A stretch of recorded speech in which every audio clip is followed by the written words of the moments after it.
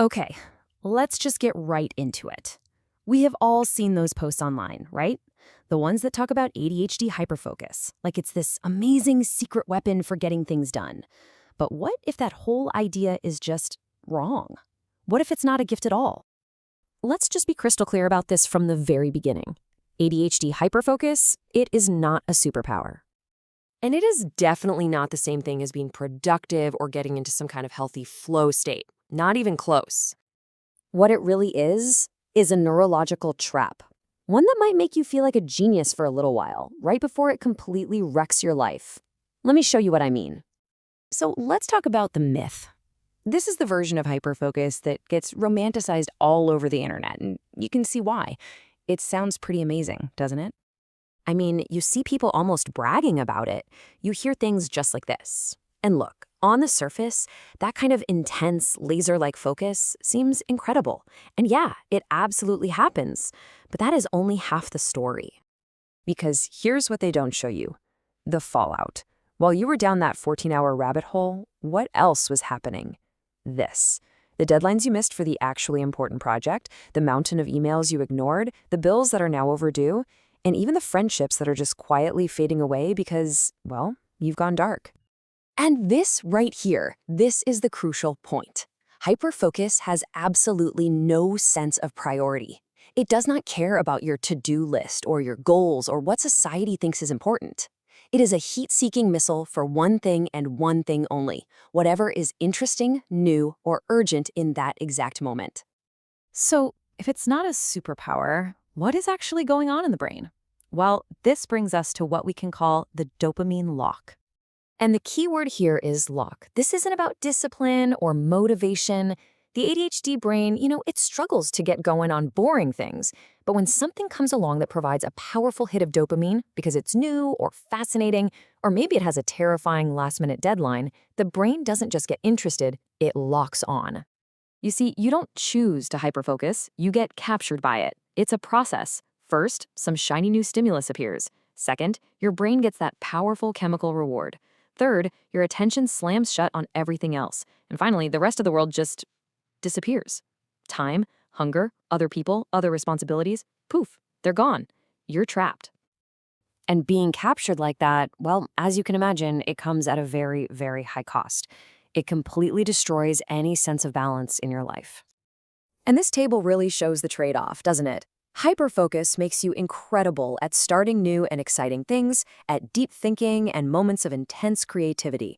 But it makes you absolutely terrible at the things that actually keep a life running, finishing the boring but necessary stuff, switching your attention when you need to, stopping on time, and just, general life maintenance. This is exactly why people with ADHD often feel like they only have two settings. Completely offline, where you can't get started on anything, or unreasonably online, where you literally cannot stop. There is no middle gear. There's no gentle cruise control. It's either 0 or 1,000. And that all-or-nothing approach, it leads directly to this nasty burnout cycle. You start with the obsession, that's the hyperfocus phase. That inevitably leads to total exhaustion. Then comes the guilt over everything you let slide while you were obsessed. And that guilt pushes you right back into that 0 state where you can't do anything. Until, of course, the next shiny object comes along and the whole cycle just repeats itself. So what in the world are you supposed to do about it? Well, this is probably the most important shift in thinking you can make. You can't control it. The goal is to learn how to contain it. I'm sure anyone with ADHD has heard this question a million times. It seems so logical from the outside, but it completely misunderstands the nature of the beast. So why can't you? Because your brain's reward system doesn't run on logic. It couldn't care less about long-term consequences or future rewards. It runs on immediate, powerful stuff. Novelty, interest, urgency, and emotional intensity. You can't reason with it. You can't sit down and negotiate with your own neurotransmitters. I love this metaphor because it's just perfect. You can't command it. Yelling at it, pleading with it, trying to force it to do what you want, it just doesn't work. It will do what it wants when it wants. So what does work? Containment strategies, things outside of your own head that can break the trance. We're talking loud, interrupting alarms, not those gentle little reminders. Using timers or other visible blocks of time. having another person literally, physically come and snap you out of it. It's all about building a structure around yourself to limit the damage hyperfocus can do. So you see, the real goal isn't to figure out how to trigger hyperfocus on demand. The real skill is learning how to stop it from hijacking your entire day or your week or even your life. It's a defensive strategy, not an offensive one.